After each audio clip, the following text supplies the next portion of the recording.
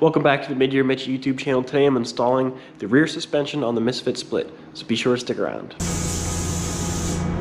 we're at the movies, huh? Yep, we're at the movies.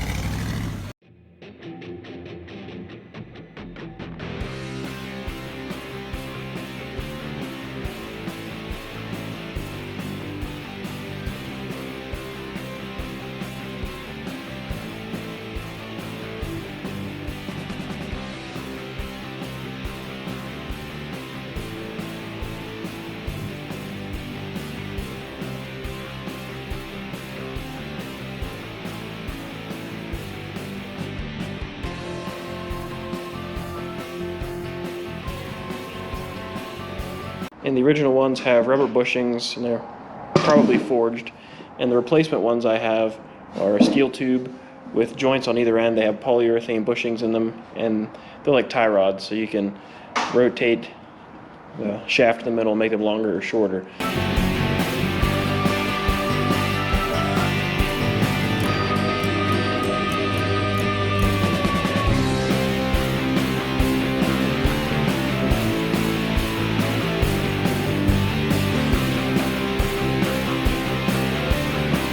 It's been about a week or so since I installed the rear end and the spring on the back of the Misfit, and I got an important delivery today.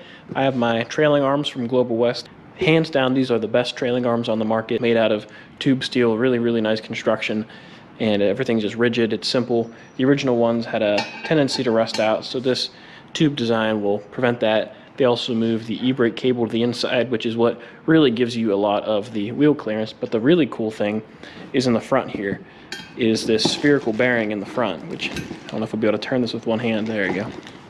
So you can see it gives a lot of travel. So as your suspension cycles up and down, it travels on one central pivot point, which is the trailing arm bolt in the front, and this creates a large arc. While as it's moving up and down, it's also creating an arc from the center of the car out with the strut rod and the half shaft. That creates another pivot point. And so whenever it travels up and down, it really wants to move in and out just a little bit. So if you have a polyurethane, rubber, or urethane bushing in the front, you don't have this travel in and out or this little bit of twist. The spherical bearing gives you that extra little bit of play, which allows your suspension to travel. As it cycles up and down, it allows it to move however it needs to move in order to keep the geometry happy, and that also prevents your bushing from binding in the front and raising your spring rate in the back.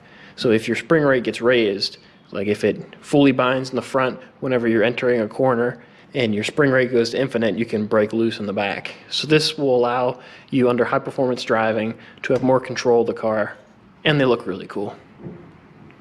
So that's why I bought them.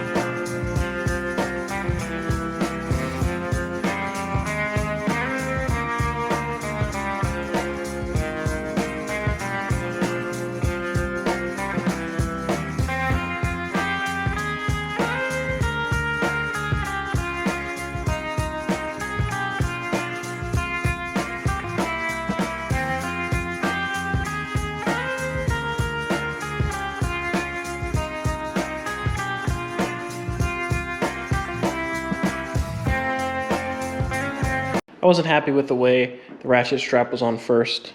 It was slipping on me, so I redid it, jacked the spring up even higher. I wrapped the strap around through itself, wrapped it around the actual spring twice, and then I have it kind of tucked in between the leaves to keep it from sliding up. Then I wrapped the strap around twice, and I got it ratchet strapped nice and tight. So I should be able to remove the floor jack and then put the jack over here for extra strength. And I'm hoping, pull this bolt out, I should have plenty of room to get this hardware in and get the nut started. So hopefully this side goes pretty easy.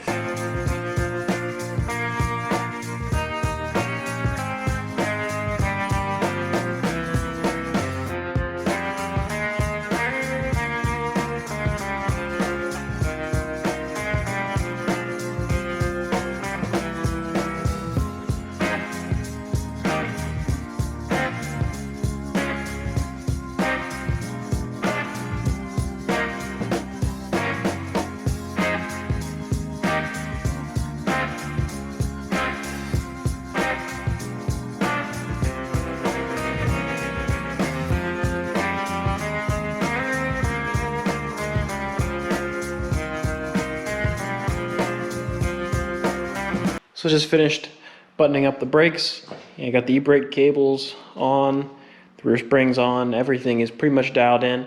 I just need to clean up the e-brake cable brackets and just bolt those onto the frame, and then finish the front of the e-brake assembly, run brake lines, add the shocks, and then it's pretty much done. But for now, this is as far as I wanted to get it tonight. So I'm going to put the wheels on it, drop it back on the ground, put the rear clip in, and then pull the bird cage in. It's sitting outside. It's about midnight, so I think that's long enough for one day's work. So mechanically, the Misfit is pretty much done. You know, the engine's done, the transmission's done, I have the clutch and bell housing and everything. That I'll just need to put together once the body's ready for it, but pretty much have all the components here. Now it's just on to fiberglass and bodywork. But that's going to do it for this video. If you enjoyed, please give it a thumbs up. Don't forget to subscribe. I have a lot of work to do on this car, and I'll have some more videos coming up. The next videos will be on assembling the body, fitting all the panels together, and then finally gluing it together. So hopefully next week I'm going to start gluing the body together, because my bonding strips are finally showing up. So now I'll be able to start putting this thing together and making it look like a car for good. So I'll catch you guys later.